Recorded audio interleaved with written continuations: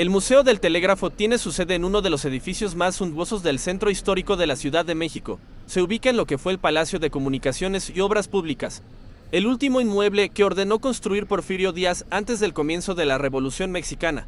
En este recinto se narra, de forma amena, el desarrollo de las telecomunicaciones de México. El museo ofrece testimonios de los inicios y usos del sistema de comunicación creado por Samuel Morse, la llegada de la telegrafía al territorio nacional y la era dorada del telégrafo, la historia de Guillermo Marconi, impulsor de la radiotransmisión a larga distancia, la importancia del telégrafo en la Revolución Mexicana y el fin de la era Morse, entre otros temas. Los visitantes a este sitio descubren, entre otros pasajes de nuestra historia, que el escritor Renato Leduc fue telegrafista oficial de Pancho Villa, debido a que estudió en la Oficina Escuela de Telégrafos. Se darán cuenta también de que el telegrafista era usado como botín de guerra, ya que en una ocasión, cuando Álvaro Obregón iba en tren hacia Chihuahua, Doroteo Arango mandó un telegrama pidiendo que apenas llegara, lo fusilaran. Sin embargo, el telegrafista Juan Manuel Otero le llevó este mensaje a su jefe, quien ordenó que no se transmitiera, con lo que el destino de Obregón no terminó en ese momento. Los telegrafistas, subraya, tenían información de primer orden, como sucedió durante el Congreso Constituyente que dio paso a la Constitución de 1917. Ellos trabajaron activamente enviando información a todo el país. Cuando se concluyó y firmó la Carta Magna, todos pensaban que iban a descansar, lo cual no sucedió, ya que se volvieron a sentar para enviar toda la Constitución de 1917 a cada uno de los estados del país, evoca la funcionaria. El Museo del Telégrafo se ubica en lo que fue la sala de telégrafos del Palacio de las Comunicaciones, a donde millones de mexicanos acudían a enviar sus telegramas o giros postales, por medio de los cuales se podía mandar dinero. Fue la oficina telegráfica hasta 1992, cuando oficialmente se envió el último telegrama, aunque en otras partes del país se continúan utilizando. El inmueble destaca por sus suntuosos plafones en los que Mariano Copede pintó alegorías de la comunicación entre el continente americano y el continente europeo. En su exterior, detalla Pita Casco, luce una placa que indica que en esta calle estuvo la iglesia de San Andrés, en donde fue embalsamado el cadáver de Maximiliano de Habsburgo en 1867. Catálogo de la Inspección General de Monumentos Artísticos y Históricos. En noviembre de este año, cuando se cumplirán 15 años de la fundación del Museo del Telégrafo, se ofrecerá un programa de actividades alrededor de las telecomunicaciones, para que los asistentes descubran lo grandioso del universo que abarcan. Adelanta Norma Fabiola Pita Casco. Origen y destino. El impulso al telégrafo se registró en la época de Porfirio Díaz, cuando se empezó a invertir y se instaló infraestructura. En 1904 se inició la construcción del Palacio de Comunicaciones y Obras Públicas. Este medio de comunicación fue muy útil durante el levantamiento armado de 1910. Con la construcción del Palacio de Comunicaciones, Porfirio Díaz quería demostrarle al mundo la grandeza de su poder y el progreso de México en ese momento. De ahí que mandara edificar este palacio con los mejores arquitectos y artistas. El Museo del Telégrafo se erige en Tacuba, una de las calles más antiguas del centro histórico, que antes se llamaba San Andrés. La entrada es por Xicotenca, de frente a las instalaciones que por años ocupó el Senado de la República. En 1992, durante el sexenio de Carlos Salinas de Gortari, se envió oficialmente el último telegrama. El inmueble se convirtió en museo de sitio, donde se da cuenta de la historia de las telecomunicaciones de México, empezando por el telegrama, pasando por el teléfono hasta llegar al satélite. Los telegramas son como los tatarabuelos de Twitter porque se tenían que cuidar muy bien el número de palabras. El transmisor de chispas apagadas era el medio de comunicación del general Francisco Villa. El transmisor telegráfico de Hughes permitía enviar mensajes por medio de un dispositivo de 28 teclas, ordenadas al estilo de un piano, a una velocidad de hasta 30 palabras por minuto. La exposición permanente de este espacio museístico está dedicada a la historia de la telecomunicación en México, con el propósito de mostrar un recorrido fascinante y didáctico por la historia de las telecomunicaciones y su importancia para el desarrollo del país. La exposición permanente de este espacio museístico está dedicada a la historia de la telecomunicación en México. En ella el público podrá conocer los inicios y usos del sistema binario de puntos y rayas, creado por Samuel Morse, la llegada de la telegrafía al territorio nacional y su era dorada, la historia de Guillermo Marconi, impulsor de la radiotransmisión a larga distancia, la importancia del telégrafo en la Revolución Mexicana y el fin de la era Morse, entre otros temas. Entre las piezas que se exhiben se encuentran equipos de transmisión telegráfica como el telégrafo de Hughes, que imprimía con un teclado parecido al de un piano, antecedente directo de las máquinas de escribir y de los teclados de una computadora. o el transmisor de chispas apagadas, aparato utilizado por la División del Norte de Pancho Villa en varias estaciones de telegrafía, principalmente en Chihuahua, durante la Revolución Mexicana, entre otros aparatos. Una de las joyas del centro histórico es el Museo del Telégrafo, cuya belleza arquitectónica excepcional forma parte de lo que se conocía como el Salón de Telegramas del antiguo Palacio de Comunicaciones y Obras Públicas. El inmueble es muestra del estilo ecléctico en México y en sus plafones se exhibe la alegoría de las comunicaciones, obra pictórica del italiano Carlo Coppede. Para disfrute y seguridad de sus visitantes, el recinto, ubicado en Tacuba 8, entrada por Xicoténcatl, en el centro histórico de la CDMX, contará con todas las medidas sanitarias y operará con un aforo del 20%, en un horario de las 11 a las 17 horas, de martes a domingo. Estás en el Museo del Telégrafo, un viaje 160 años atrás en la historia de las comunicaciones en México. Pero qué bonito es, por donde uno lo vea. Primero está el interés arquitectónico y artístico. En esta ala del Palacio de Comunicaciones, función original del inmueble, se observa perfectamente el contraste entre la estructura sobria y los detalles barrocos del interior. Mármol rosa, latón, maderas preciosas y herrería florentina son elementos que hoy no nos podríamos imaginar en ninguna construcción de gobierno. Luego está el lado tecnológico. Ahora mucho WhatsApp y nos burlamos de las oficinas que hasta hace poquito tenían fax, pero no más de entender lo que fue crear esta tecnología tan innovadora que cambió la forma de comunicarse entre la gente. Uno se queda boquiabierto. Las máquinas son de interés ingenieril y también estético, porque son muy fotogénicas, sobre todo ahora que la onda steampunk está de moda.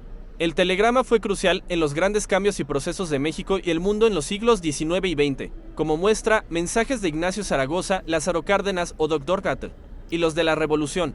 Y el elemento nostálgico, el museo muestra el fin del uso del código Morse en el sistema de telégrafos mexicanos en 1992, cuando el telegrafista Romeo Jiménez se despidió de él con las palabras: "Adiós mi Morse querido, adiós, no estoy llorando, tú estás llorando". Con cada introducción de una nueva tecnología podemos pensar el territorio de manera diferente. Por ejemplo, aquellas diligencias que transportaban personas o productos crearon un orden espacial que permitía que la sociedad se comunicara y se transportara a un tiempo determinado.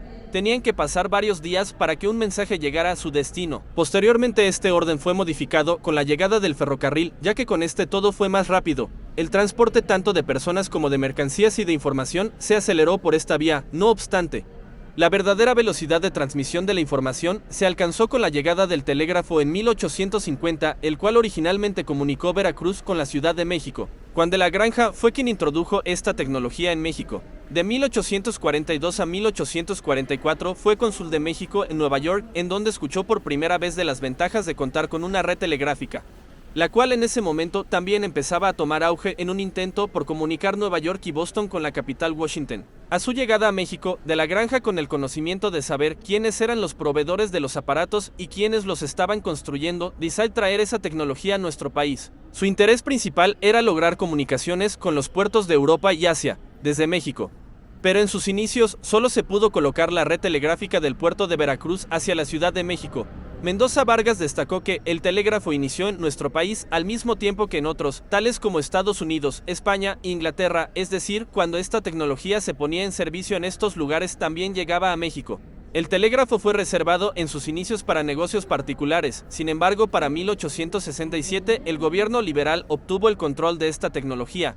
Con esto llegó un crecimiento de la red, pero también un bajo rendimiento de la misma, la cual no se reorganizaría sino hasta 1891 con la creación de la Dirección General de Telégrafos y la Escuela de Telegrafía, esto con el fin de mejorar este servicio. Uno de los gobernantes de México que mejor aprovechó el telégrafo fue Porfirio Díaz. Todos los días llegaban a su oficina docenas de telégrafos que le informaban de aspectos que ocurrían en los distintos territorios del país, desde la inauguración de una escuela, el surgimiento de una plaga hasta la llegada de extranjeros a algunos puertos. De acuerdo con Mendoza Vargas, el telégrafo fue importante para que Porfirio Díaz permaneciera tantos años como presidente, ya que era el primer gobernante que ejerce el poder con base en la inmediatez y sabía lo que ocurría en todo el país. A través de los telegramas era informado rápidamente de los problemas en las distintas regiones y en consecuencia podía haber mayor control.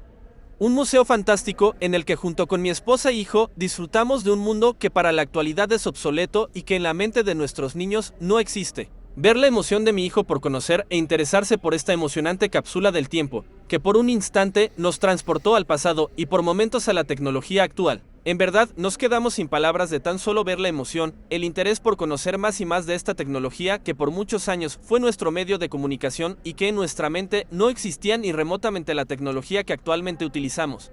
Por nuestra parte seguiremos fomentando ese interés de parte de nuestro hijo por explorar un mundo tan fascinante que por fortuna podemos explicar ya que nos tocó vivirlo, aunque desgraciadamente muy poco, ya casi al final de su existencia. ¿Dónde inicia una nueva era de comunicación? En este momento debo recordarles que si les está gustando este video muy distinto a lo que Riarmoblogs les comparte, suscríbete y comenta, corrígenos si en algo nos equivocamos y regálanos tu like. Continuemos con este hermoso recorrido. Como nunca antes en otra época, esta tecnología era utilizada con fines de control y vigilancia social, pues para finales del siglo XIX ya existía una red que cubría regiones recónditas del país y que consolidaría la centralidad de la Ciudad de México. Así, el telégrafo influyó en la construcción de un nuevo orden espacial en nuestro país y conforme fue creciendo su red, se definieron los espacios económicos más importantes y se reafirmó la centralidad de la Ciudad de México, ya que en esta se concentró y consolidó el poder político y económico, lo que coincidió con un crecimiento demográfico y un auge urbano en la capital mexicana. El Museo del Telégrafo se ubica en la calle de Tacuba número 8, en el elegante edificio que era la sede de la Secretaría de Comunicaciones y Obras Públicas y hoy se conoce como el Museo Nacional de Arte Munal, en la Plaza Tolsá. No dejes de venir a conocerlo y explorar grandes momentos de la vida que nuestros abuelos y padres vivieron. Grandes fotografías, hermosos murales en los plafones del edificio, el cambio de una etapa a otra es lo que este fascinante museo nos regala en cada espacio pequeño, pero que muestra grandes momentos. Los telegrafistas tenían información de primer orden, como sucedió durante el Congreso Constituyente que dio paso a la Constitución de 1917. ¿Qué te ha parecido este museo? ¿Lo visitarías? ¿Lo recomendarías? Coméntanos. Visitarlo es impresionante, ven con tu familia, es gratuito. Los expresidentes que tuvieron que ver en la transición de la comunicación en México. Algunas de las fotografías exhibidas en el Museo de Telégrafos. Si alguien sabe el por qué están exhibidas, coméntenos, será de gran aprendizaje para nosotros y seguirá enriqueciendo nuestro conocimiento, y el de nuestros amiguitos seguidores de Riarmoblogs. El museo ofrece testimonios de los inicios y usos del sistema de comunicación creado por Samuel Morse, la llegada de la telegrafía al territorio nacional y la era dorada del telégrafo, la historia de Guillermo Marconi, impulsor de la radiotransmisión a larga distancia, la importancia del telégrafo en la Revolución Mexicana y el fin de la era Morse, entre otros temas. Los visitantes a este sitio descubren, entre otros pasajes de nuestra historia, que el escritor Renato Leduc fue telegrafista oficial de Pancho Villa, debido a que estudió en la oficina Escuela de Telégrafos. Se darán cuenta también de que el telegrafista era usado como botín de guerra, ya que en una ocasión, cuando Álvaro Obregón iba a entrenar hacia Chihuahua, Doroteo Arango mandó un telegrama pidiendo que apenas llegara, lo fusilaran.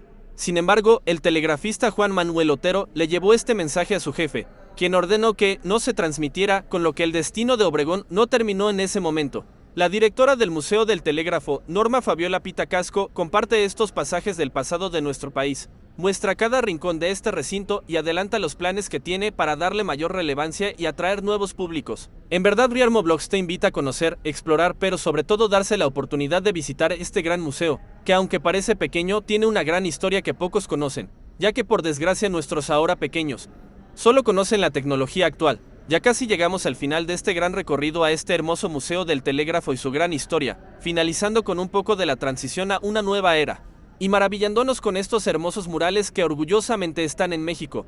Es un gran placer para Riarmoblogs compartir estos preciosos momentos de nuestra historia, un poco del pasado caminando hacia el futuro. Continúa viendo este video junto con Riarmoblogs. No dejes de suscribirte a este canal pequeño, pero que en verdad anhela seguir aumentando su conocimiento junto con ustedes, nuestros mejores suscriptores, que en algún momento podremos decir juntos lo logramos. Y a mi esposa e hijo, gracias por traerme a esta gran aventura, en la que a mi hijo en verdad le está trayendo y despertando el amor por conocer más y más de la historia de nuestro amado México. En verdad, gracias.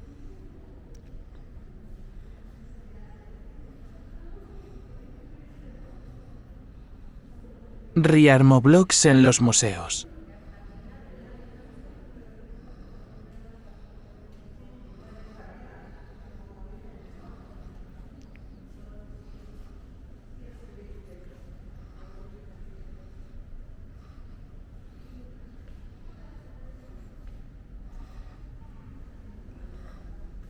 La importancia de los satélites en esta gran transición a nuestra nueva era.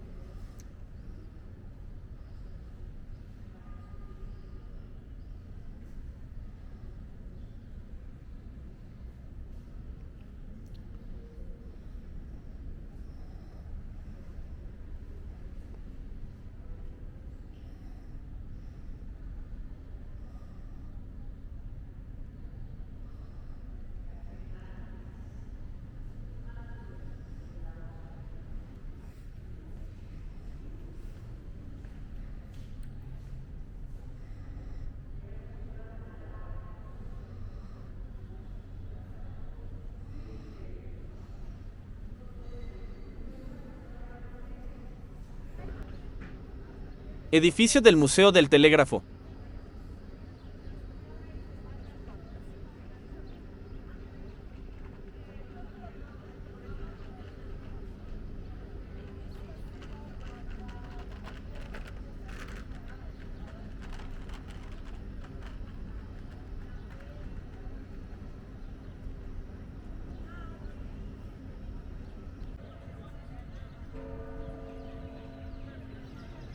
En el corazón del centro histórico de la Ciudad de México se erige majestuosa la Catedral Metropolitana, una joya arquitectónica que encierra siglos de historia y devoción. Sin embargo, la pregunta sobre quién es el verdadero dueño y el responsable de su cuidado ha sido motivo de interés y debate en un contexto donde la fe y la historia convergen. La catedral es una propiedad del gobierno federal. El sitio, donde hoy se levanta el Zócalo, formaba parte del corazón del antiguo México Tenochtitlán, la capital del Imperio Mexica. Con la llegada de Hernán Cortés, se delimitó el espacio para determinar la primera traza urbana y el área adquirió el nombre de Plaza Mayor. La historia de la Catedral Metropolitana se remonta al periodo de la conquista española. En 1524, apenas 2 años después de la caída de Tenochtitlán, el emperador Carlos V de España ordenó la construcción de una iglesia en el mismo lugar donde se encontraba el Templo Mayor azteca. A lo largo de los siglos, la catedral ha experimentado numerosas transformaciones y ampliaciones que le han conferido su apariencia actual. A medida que pasaban los años, se incorporaron elementos de estilo barroco y neoclásico, enriqueciendo su diseño arquitectónico.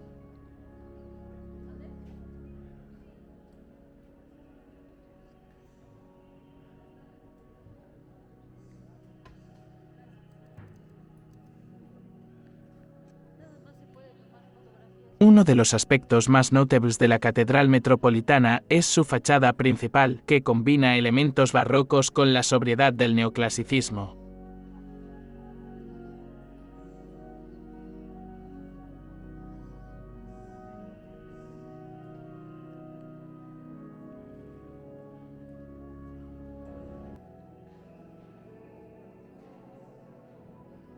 La catedral alberga un vasto patrimonio cultural y religioso, que incluye numerosas capillas y altares dedicados a diversas advocaciones marianas y santos. En su interior destacan obras de arte colonial, esculturas, pinturas y retablos de gran valor histórico y artístico.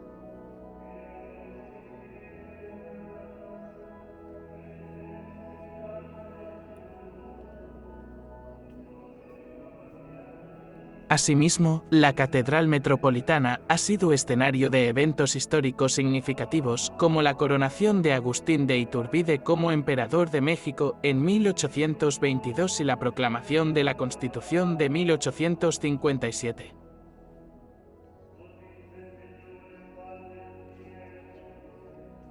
En el mismísimo centro histórico de la Ciudad de México, se alza con majestuosidad la Catedral Metropolitana, una joya arquitectónica que atesora siglos de historia y fervor religioso.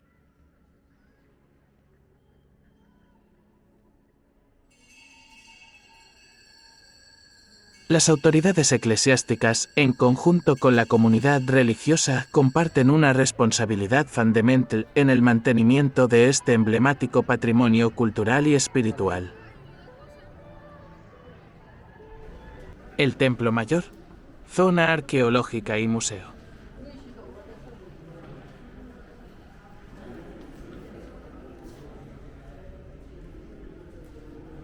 Se trata de una muestra que reunirá más de 500 piezas del recinto prehispánico, en su mayoría nunca expuestas fuera de México, curada por Leonardo López Luján, director del proyecto Templo Mayor de México, Fabienne de Pierrebourg, responsable de las colecciones del continente americano del Museo Steve Burchett, responsable de las colecciones de América, de acuerdo con los organizadores.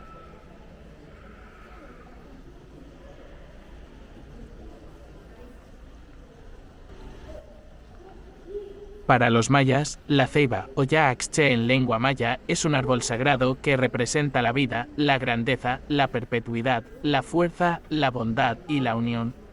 Este árbol majestuoso, que puede crecer muy alto y vistoso, es considerado el árbol de la vida porque sus ramas forman el cielo, su tronco el plano terrenal y sus raíces tejen el inframundo, conectando así los tres niveles cosmogónicos. La zona arqueológica abarca construcciones de los años 1376 a 1427 desde gobiernos de Acamapichtli, Huitzilihuitl y Chimalpopoca y es la etapa más antigua del sitio. Del lado sur, dedicado a Huitzilopochtli, se encuentra una piedra de sacrificios y del lado norte, dedicado a Tlaloc, hay una escultura que representa a Chacmool que conserva restos de pintura, así como muros de un adoratorio que preserva pigmentos.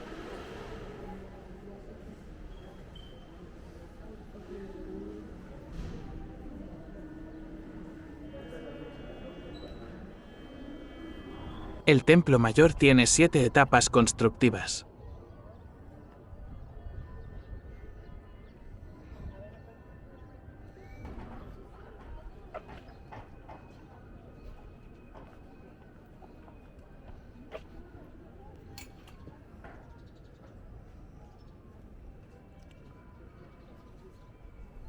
Etapa cuarto B, bajo Axayácatl, 1469 a 1481, se amplió la fachada principal.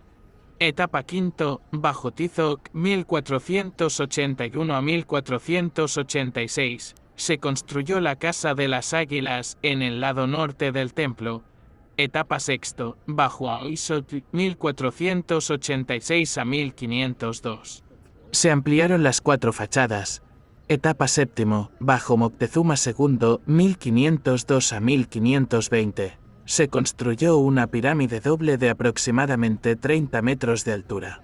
De esta etapa, se conservan menos restos, ya que las piedras se utilizaron para construir otros edificios de la ciudad.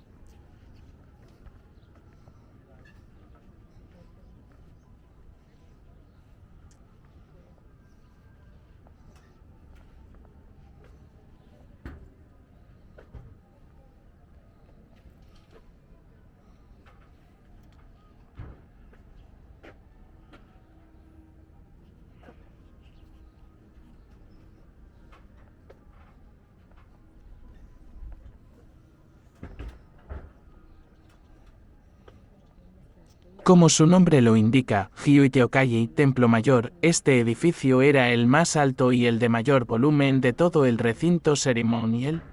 Encerraba en sí toda una carga simbólica de gran relevancia, como veremos a continuación.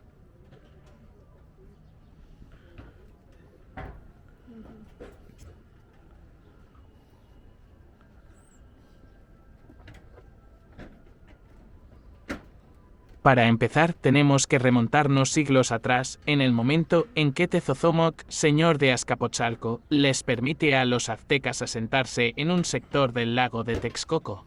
Lo que buscaba Tezozomoc no era otra cosa sino que, al dar protección y al destinar tierras para los mexicas, estos tendrían que ayudar como mercenarios en las guerras de expansión de los tepanecas de Azcapotzalco, además de pagar un tributo en productos diversos, quedando así bajo el control del floreciente imperio tepaneca, que por aquel entonces tenía sujetas a varias regiones y ciudades de los alrededores del lago.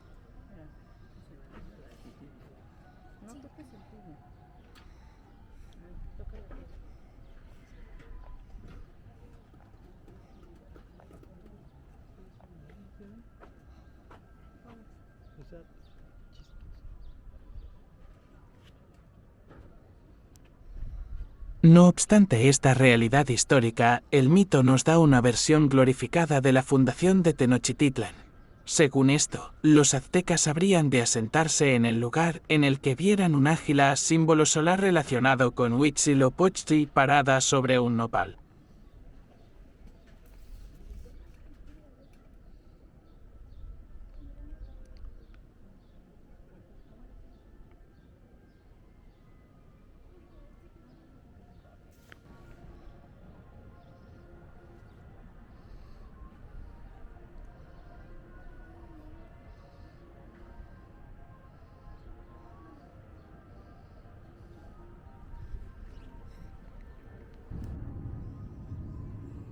Según Durán, lo que devoraba el águila eran pájaros, pero otras versiones hablan solamente del águila parada sobre el tunal, como se advierte en la lámina 1 del Códice Mendocino o en la magnífica escultura conocida como Teocalli de la Guerra Sagrada.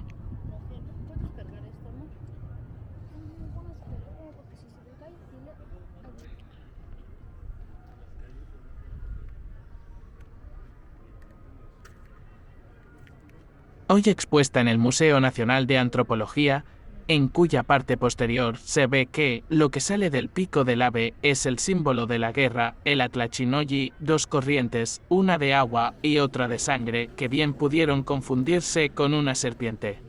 El Gran Muro de Cráneos. El hallazgo del Gran Chompanzí de México Tenochtitlan fue en la calle de República de Guatemala, en el centro histórico de la Ciudad de México, y a 2 metros de profundidad donde se localizó.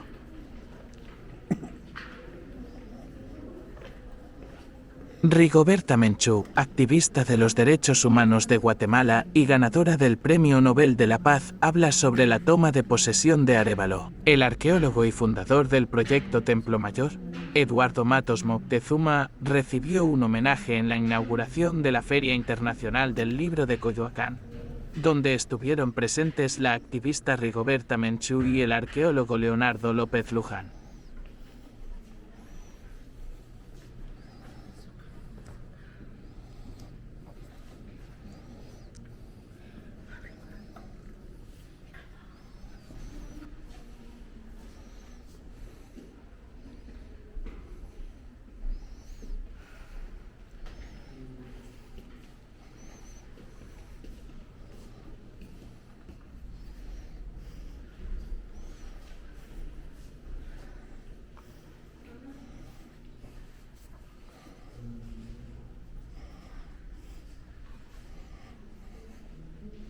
Hace ya 500 años que México Tenochtitlan duerme bajo el suelo de la actual Ciudad de México y, a pesar de que los españoles no dejaron nada en pie, sí quedaron algunos vestigios que aún podemos admirar, como el Xiu Teocalli Templo Mayor.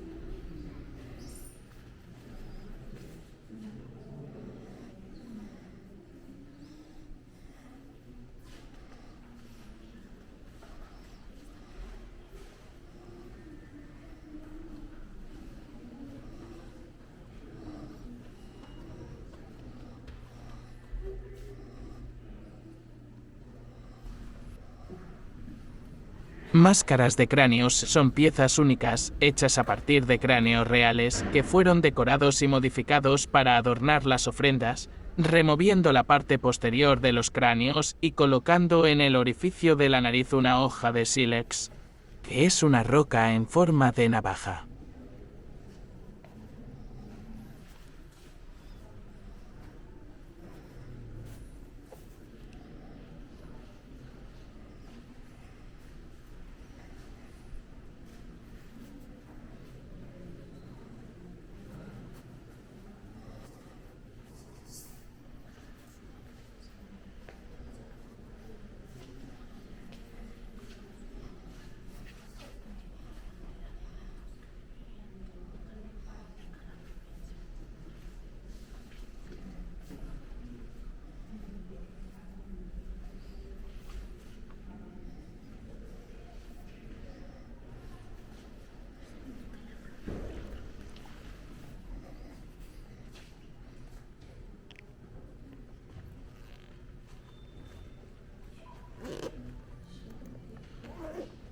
Escultura de Mictlantecutli elaborada de barro en un tamaño natural, fue encontrada en el acceso norte del Templo Mayor.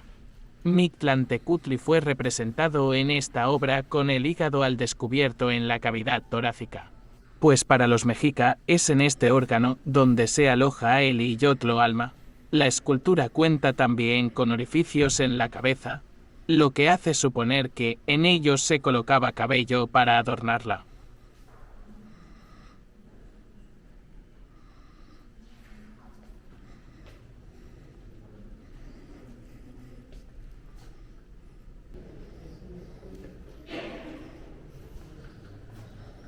La entrada al recinto más sagrado de Tenochtitlan, la majestuosa capital del Imperio Mexica, está flanqueada por 2 ranas sonrientes esculpidas en basalto, otro sapo de piedra de más de 1 metro de altura. Aparece tumbado entre un temazcal y la pista del juego de pelota en un yacimiento olmeca de la costa de Veracruz. El friso de los 4 reyes en un templo maya en Campeche tiene como imagen central.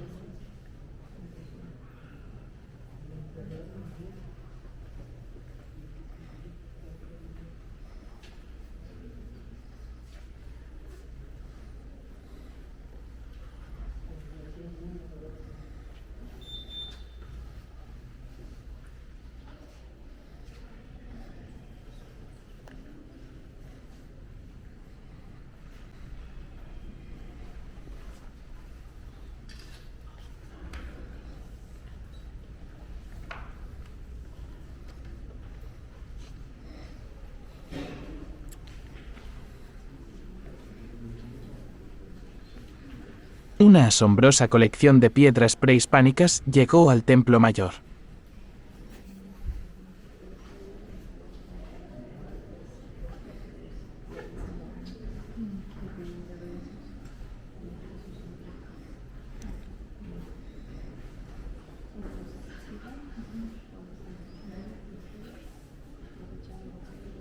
Al Telpochcalli asistían los tenochcas con el objetivo de aprender sobre su historia, religión y prepararse para la guerra.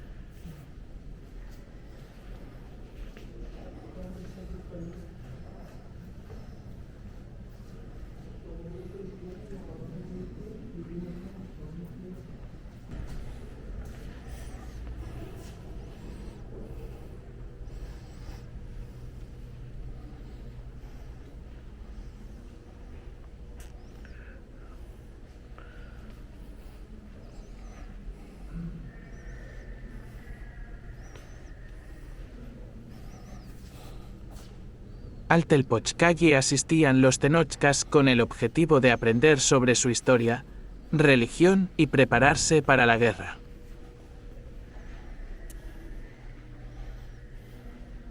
Las piezas, talladas en piedras metamórficas verdes que van de los 3 a los 30 centímetros de alto, presentan rasgos característicos del estilo mezcala de la Sierra Norte de Guerrero, además de estas esculturas. La ofrenda 186 contenía 2 pendientes en forma de serpientes de cascabel y 137 cuentas de distintas piedras metamórficas verdes, así como arena marina y 1942 elementos de material calcáreo, entre conchas, caracoles y corales.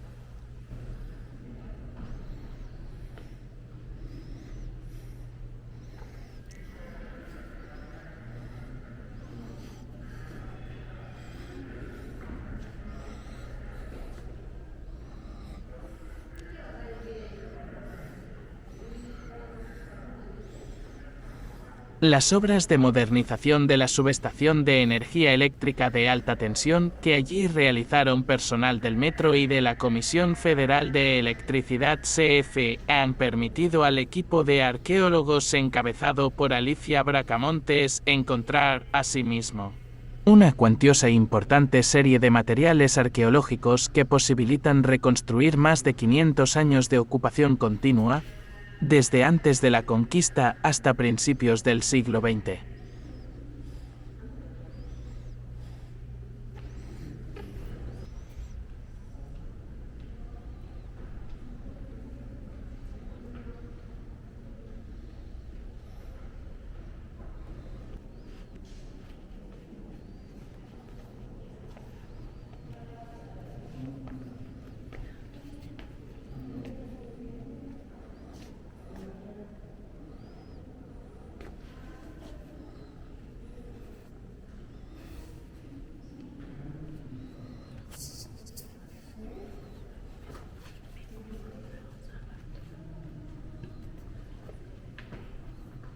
La ofrenda 107 del Templo Mayor de Tenochtitlan fue descubierta sumergida en el agua del subsuelo del centro de la ciudad. Fue depositada durante la séptima etapa de construcción del templo, entre 1502 y 1521, frente a las escalinatas del templo de Tlaloc. Para recuperarla, fue necesario bombear el agua y realizar una limpieza minuciosa.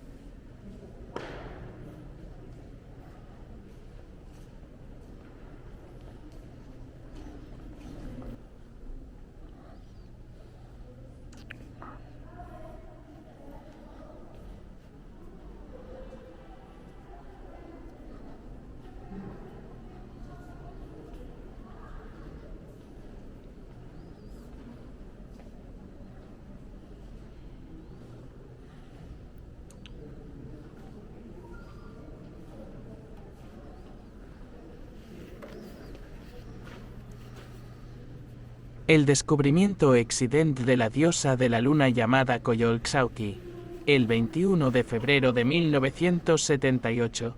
Gracias a esta intensa investigación antropológica, varias tesis de doctorado han sido premiadas por el INAH.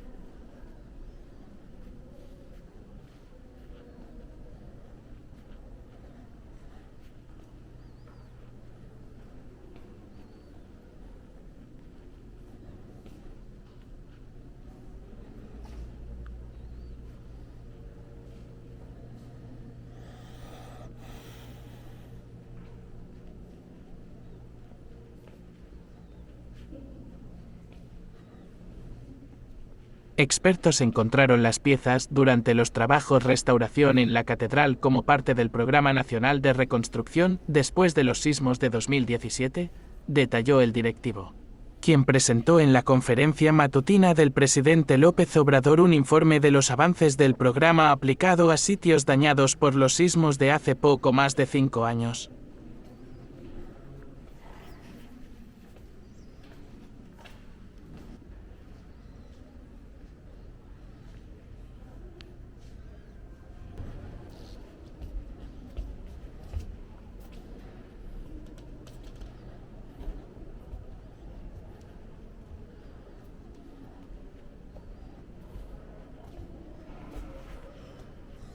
La diosa de la tierra Tlatecutli en Museo del Templo Mayor.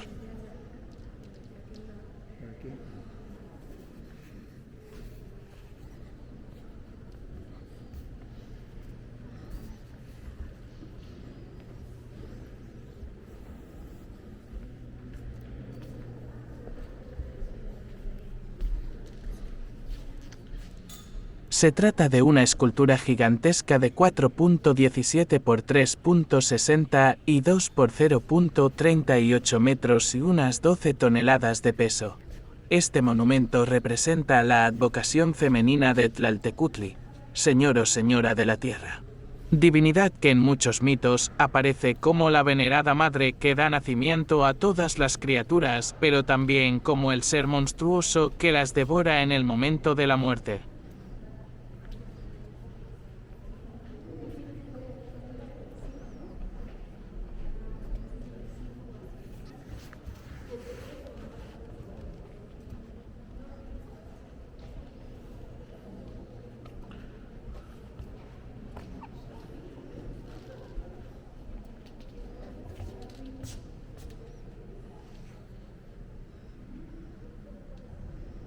Tlaloc Tlaltecutli, la figura de abajo, es decir, Tlaloc, tiene el cuerpo en forma de corrientes de agua, lo que recuerda el mito náhuatl según el cual la tierra se formó a partir del cuerpo de Tlaltecutli cuando esta deidad se desplazaba sobre las aguas originarias.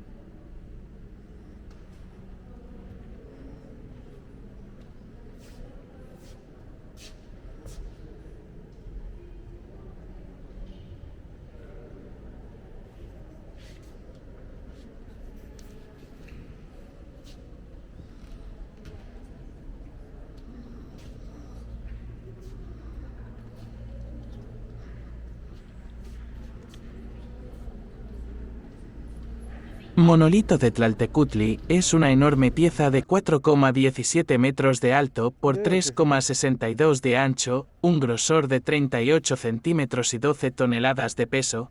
Representa a Tlaltecutli, la madre de la que nacen los seres humanos y la misma a la que regresan al momento de su muerte.